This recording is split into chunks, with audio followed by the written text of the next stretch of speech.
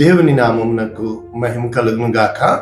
ప్రభునందు ప్రియులరా, మన ప్రభువు రక్షకుడునైన క్రీస్తు యేసు పరిశుద్ధ నామములో మీ అందరికీ శుభములు. 6వ తేదీ మార్చి మాసము 2025 సంవత్సరం. రాత్రంతా ప్రార్థన కదా. ఈరోజు మనకి దేవుడు మనల్ని ప్రేమించి తన భక్తుడు, తన హృదయానుసారుడు, కీర్తనాకారుడు దావీదు ఏ విధంగా ప్రార్థించాడో, ఎలుగెత్తి నేను యెహోవాకు మొరపెట్టుచున్నాను. కీర్తనలు 142:1. పూర్తి వచనము, ఎలుగెత్తి నేను యెహోవాకు మొరపెట్టుచున్నాను, ఎలుగెత్తి యెహోవాను బతిమాలుకొనుచున్నాను. ఇది ఈరోజు వాగ్దానం. ఒకసారి ఇంగ్లీష్ వెర్షన్ చూసుకుని మనము లోతైన వాక్యంలోనికి వెళ్ళిపోదాం. ఇంగ్లీష్ వెర్షన్లో ఎలా ఉందంటే, New Living Translation chapter 142 verses 1. Psalms, I cry out to the Lord. నేను క్రై అని రాశారు, చూసారా? I plead for the Lord's mercy, అంటే ఆయన దయ కోసం బ్రతిమలాడుకుంటున్నాను, ఆయనకు నేను ఎలుగెత్తి మొరలెడుచున్నాను. ఎంత మంచి మాట రాశారంటే, అయితే సెకండ్ వర్స్ మనం నేర్చుకుంటే ఈరోజు, I pour out my complaints before him, అంటే నా ప్రతి సమస్య, నా ప్రతి ఫిర్యాదు, నా ప్రతి ఒక్క మన జీవితంలో వచ్చింది ఏదైనా ఆయన ముందు పెట్టాలి తప్ప మనుష్యుల ముందు నువ్వు పెట్టకూడదు. ఇంకా ఏమన్నాడు? Tell him all my troubles, అంటే I pour out my complaint before him and tell him all my troubles, అంటే నా సమస్తము కూడా, నా హృదయాన్ని ఆయన మీద నేను పోసేస్తున్నాను. అంటే దేవుని వాక్యము, దేవుడు ఈరోజు ప్రార్థన అంటే మనందరికీ తెలుసు, దేవునితో సంభాషణ. ప్రార్థన అంటే మనందరికీ తెలుసు, ఒక క్రైస్తవుడికి ప్రార్థన, రెండవది వాక్యము. ఇవి రెండు రెక్కలు లాంటివని. అయితే ఎలా ప్రార్థన చేయాలి అంటే, ప్రార్థన, మొర్రపెట్టుట, విజ్ఞాపన, విన్నపము ఎన్నో ఉన్నాయి కదా. అయితే అయితే అయితే ప్రార్థించువారు, నిజముగా ప్రార్థించువారు, ఆత్మతో సత్యముతో ప్రార్థించువారు, విరిగి నలిగిన హృదయాలతో ప్రార్థించువారు, మరి స్టేజెస్ వారి ఉంటాయి కదా. అయితే ఈరోజు మనము నేర్చుకుంటున్నాము కుమ్మరించే ప్రార్థన, అంటే పోర్ అవుట్ మై స్పిరిట్. అంటే ఎప్పుడైతే నీవు ఆ భారాన్ని భరిస్తూ భరిస్తూ భరిస్తూ ఉంటావో అది కక్కేయాల. ఒక వ్యక్తి చనిపోయిన విషయము ఈరోజు ఒక న్యూస్ వింటూ ఎలా చెప్పాలని, ఈ వ్యక్తి రక్తము కక్కుకుంటూ చనిపోయాడంట. ఎవరో మందు పెట్టేశారు, చంపేశారని అనుకున్నారు. అతను ఒక దీన స్థితి నుంచి కోటీశ్వరుడు అయిపోయాడు, ధనము బాగా సంపాదించాడు, కానీ తాగుడుకు బలైపోయాడు. అయితే ఇతను ఆ యొక్క కడుపులో వారు పరీక్షించినప్పుడు లివర్ ఫ్యాటేజ్ అయిపోయింది, చనిపోయాడు అన్నారు. కానీ లేదు ఖచ్చితంగా ఎవరో చంపేశారు, ఏవో లక్షల కోసం అని చెప్పినప్పుడు మళ్ళా పరీక్షించినప్పుడు ఒక పెస్టిసైడ్ విషము, పాయిజన్ లాంటిది ఆ కడుపులో దొరికిందంట. మళ్ళా ఫైల్ అంతా తీసినప్పుడు అయితే ఎవ్వరు కూడా అతనికి ఎటువంటి విషయము ఇవ్వలేదు, ఎవరికి అతని మీద కక్ష లేదు.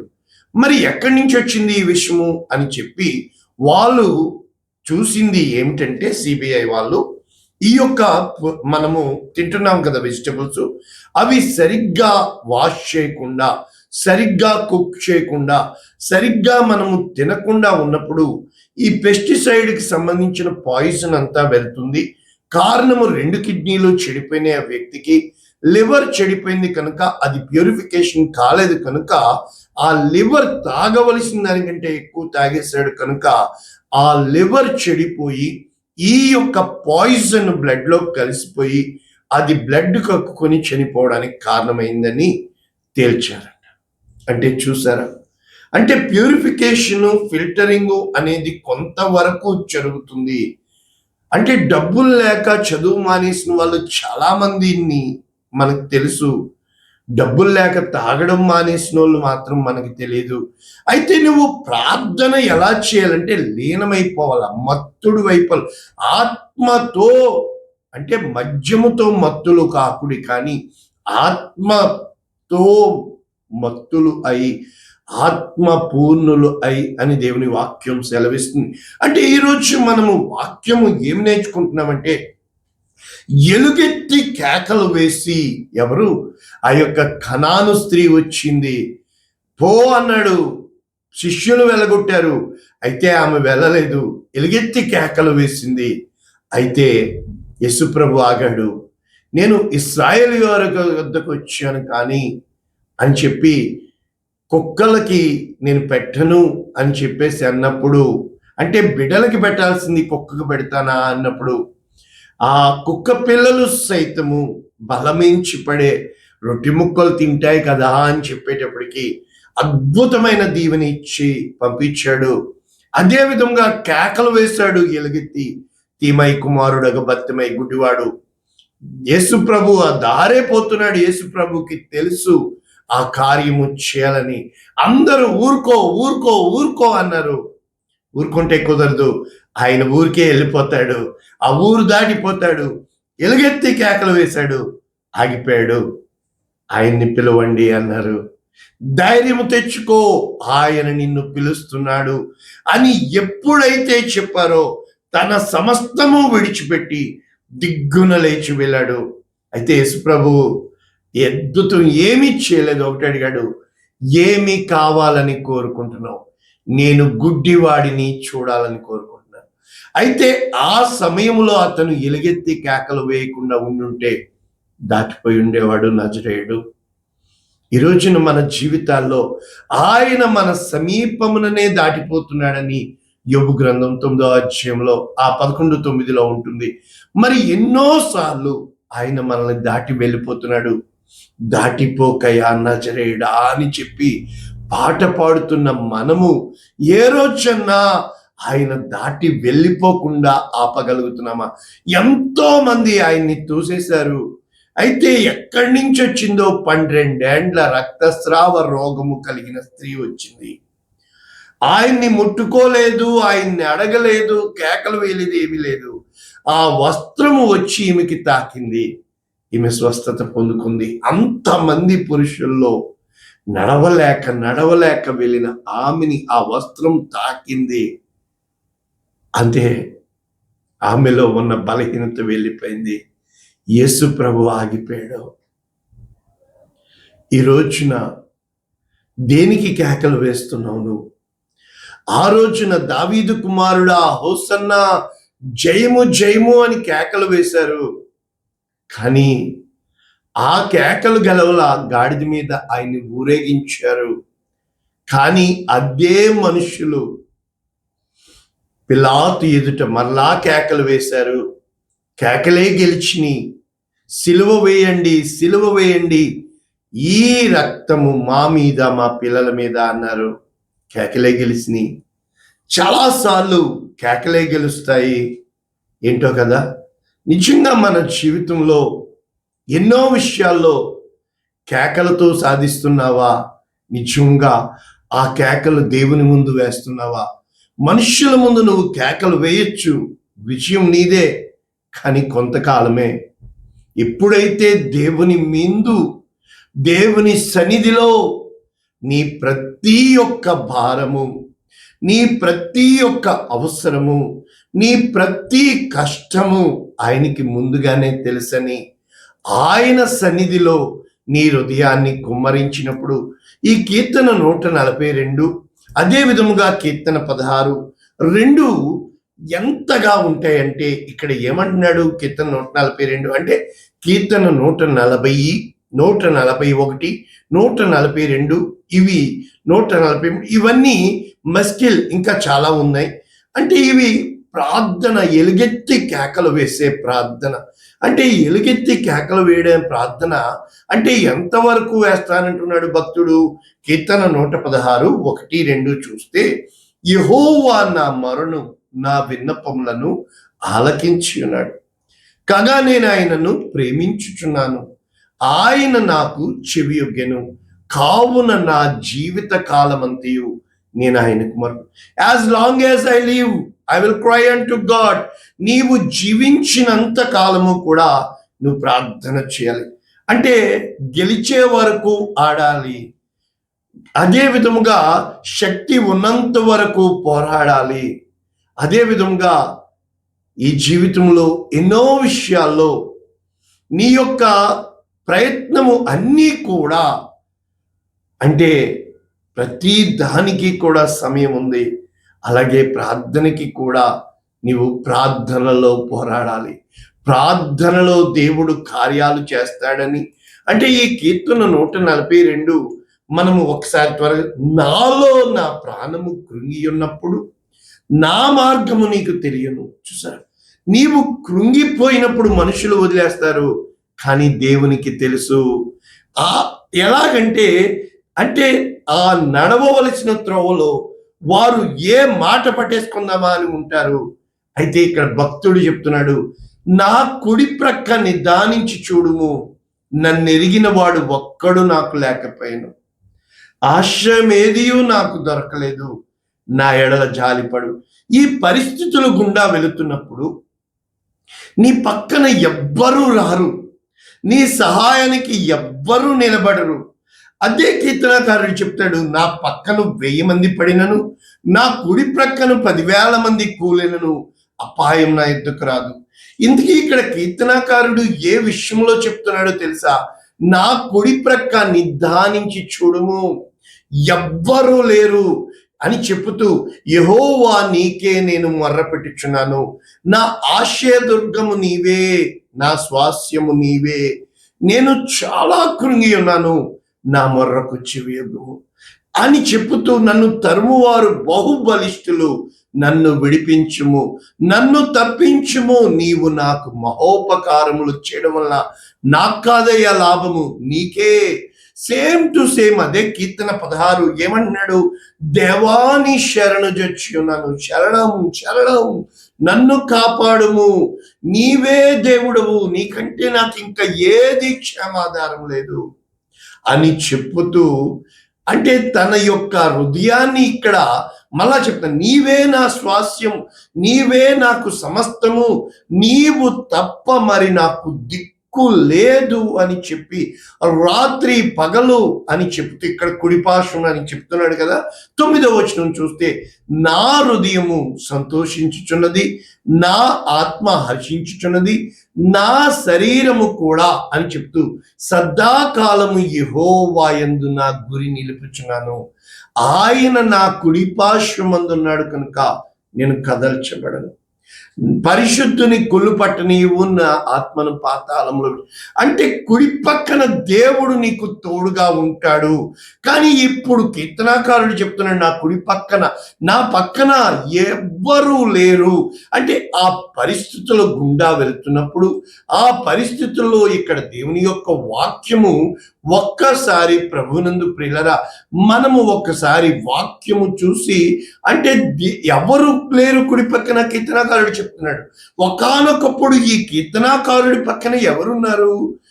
సమూయేలు మొదటి గ్రంథము 22వ అధ్యాయం 1వ వచనం, దావీదు అక్కడి నుండి బయలుదేరి అదుల్లాము గుహలోనికి తప్పించుకొని పోగా, అతని సహోదరులు, అతని తండ్రి ఇంటి వారు అది విని అతని యొద్దకు వచ్చిరి. ఇంకా ఎవరు వచ్చారు? 2వ వచనం, ఇబ్బంది గలవారు, అప్పులు చేసుకునిన వారు, అసమాధానముగా ఉండువారు అందరూ అతని యొద్దకు వచ్చారు. 400 మంది ఆ రోజున. మరి ఈ రోజున ఒక్కరు లేరే?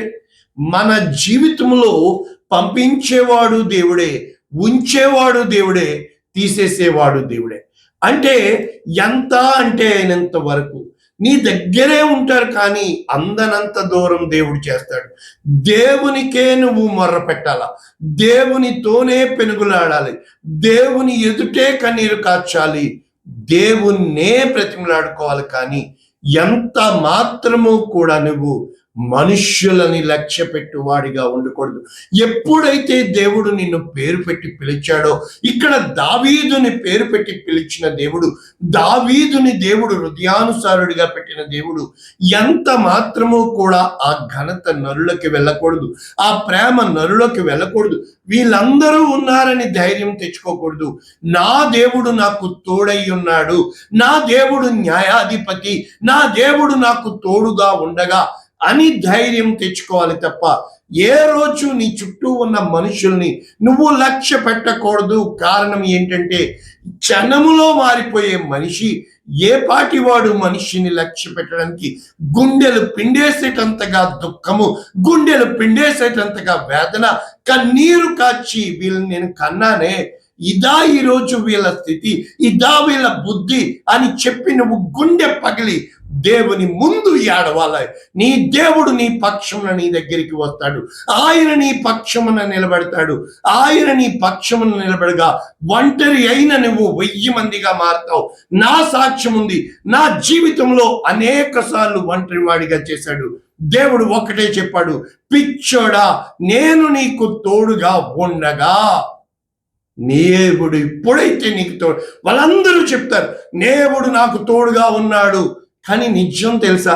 ఆ రోజు దావీదు చుట్టూ ఉన్న వాళ్ళు అదేగా చెప్పారు, అబ్రహాం చుట్టూ ఉన్న వాళ్ళు అదేగా చెప్పారు, యాకోబుని చూసి అదేగా చెప్పారు. కాలం నిర్ణయిస్తుంది.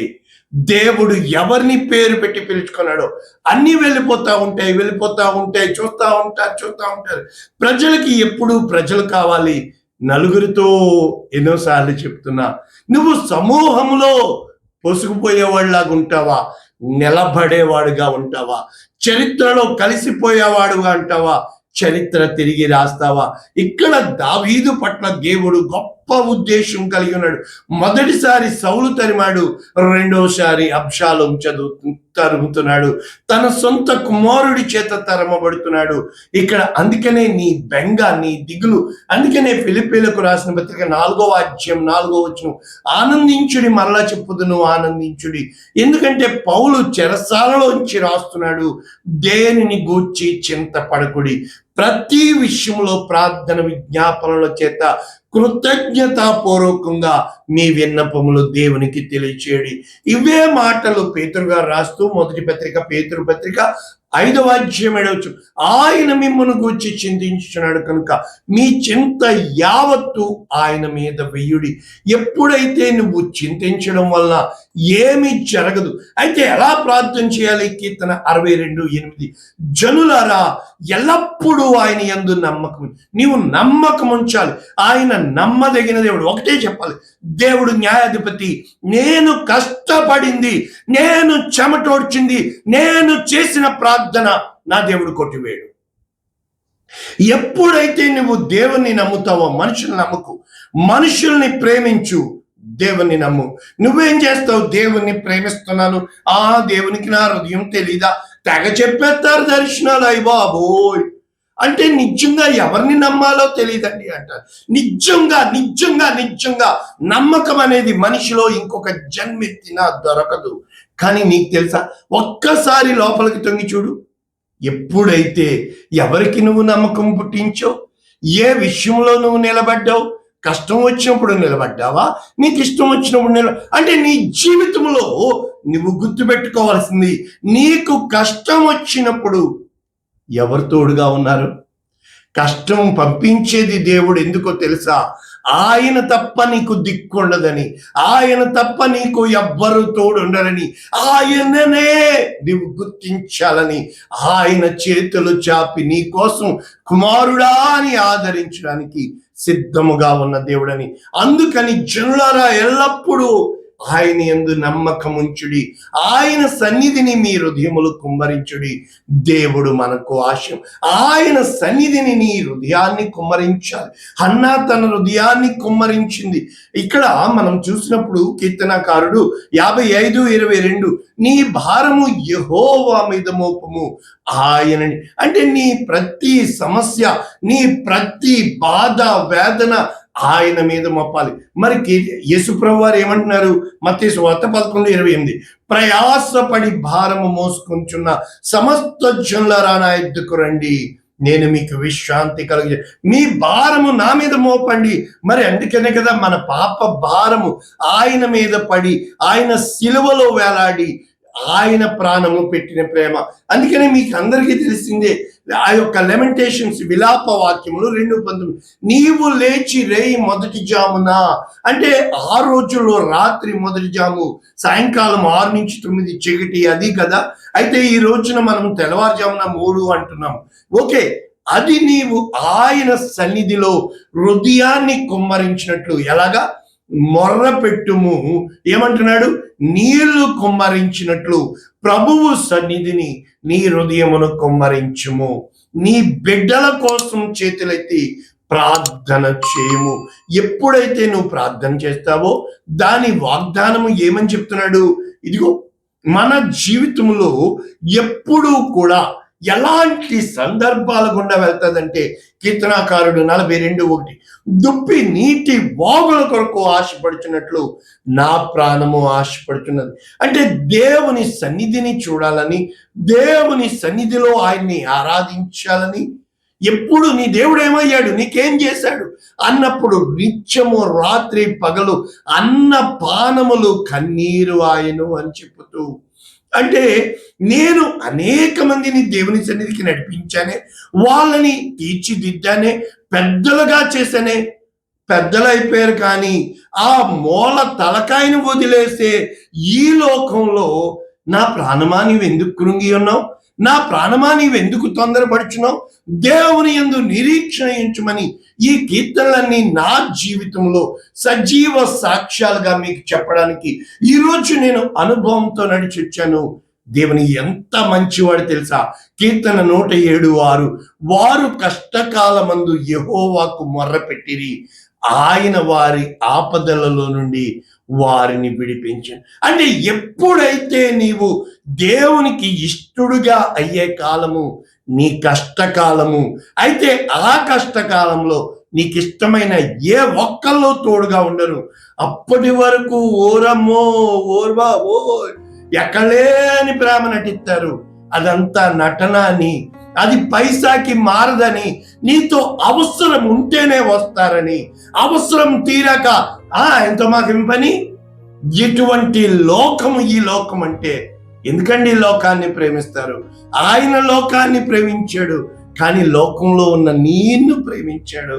లోకంలో ఉన్న నేత్రాస, శరీరాస, జీవనం, కన్నీటితో చెప్తున్న ఈ వాగ్దానము, గుండె లోతుల్లోంచి చెప్తున్న ఈ వాక్యము, నేను నడిచి వచ్చిన నా అనుభవంలో చెప్తున్న ఈ వాక్యము,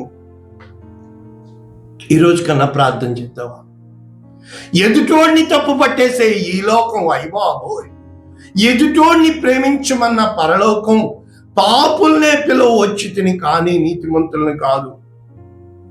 ప్రాణం పెట్టిన ప్రేమ, పాపి కోసం బలి అయిపోయిన ప్రేమ, ఏ ప్రేమనైతే నువ్వు నమ్ముతున్నావో, ఇంకా మనుషుల ప్రేమ యథార్థమైనది. ఈరోజు నాకు జరిగింది నీకు జరగదా? ఎందుకండి? ఎటు గాలి వేస్తే అటుపోయే ఈ మనుషుల కోసం ఏ రోజైతే నువ్వు గుండె పగిలి మోకరించి కన్నీటితో ప్రార్థన చేస్తావో, నీ దేవుడు మంచివాడు. దావీదుని ఉన్నతమైన స్థితిలోనికి తీసుకెళ్ళి అడుగడుగునా పాఠాలు నేర్పించి, అడుగు దూరంలో నా మరణము నా కోసం ఎదురు చూస్తుందన్న దావీదుని చక్కటి ముదిమి వచ్చు వరకు ఎత్తుకొని వాడని నేనే అని, దావీదు కుమారుడిగా వచ్చిన యేసుక్రీస్తు ఈరోజు నీకు మధ్యవర్తిగా ఉన్నాడే.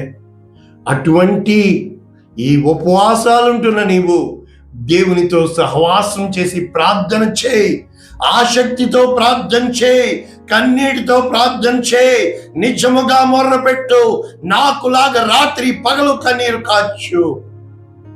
ఒకరోజు వస్తుంది, ఎంత తిప్పుకున్నారో అంత తిప్పిన వాళ్ళని తిప్పి తీసుకొస్తాడు. ఎవరిని ఎక్కడ పెట్టాలో ఆయనకి బాగా తెలుసు. నీకు ఇచ్చింది ఎంత మాత్రమో ఆయన తీసివేయడు.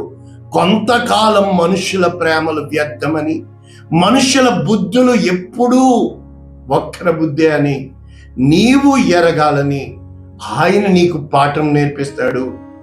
అంతకు మించి ఏ రోజైతే నువ్వు ప్రార్థనలో బలపడతావో, ఏ రోజైతే దేవునితో సహవాసం చేస్తావో, అనేక మందికి ఆశీర్వాదంగా దేవుడు నిన్ను మారుస్తాడు. ప్రార్థన చేయనా? పరిశుద్ధుడా, ప్రేమ కలిగిన తండ్రి, విత్తబడిన వాక్యమును నిండాలుగా దీవించి ఎంతమందికి ఆశీర్వాదంగా చెబుతావు. ఉపవాసము కంటే సహవాసము గొప్పదని, ఈ లోకరీతి వాళ్ళు చెడ్డ, వీళ్ళు చెడ్డ, ఈడు చెడ్డ అనకుండా ఆ చెడిపోయిన వాడిని ప్రేమించడానికి వచ్చిన, ఆ పాపి కోసం ప్రాణం పెట్టడానికి వచ్చిన యేసయ్య, నీవు గొప్ప దేవుడు అని గొంతెత్తి చాటుతామని, ఎలుగెత్తి ఆరాధిస్తామని ఏస్తున్నామును దీవిస్తున్నాము తండ్రి. Amen. God bless you all. దేవుడు మిమ్మల్ని దీవించును గాక. ఆమేన్.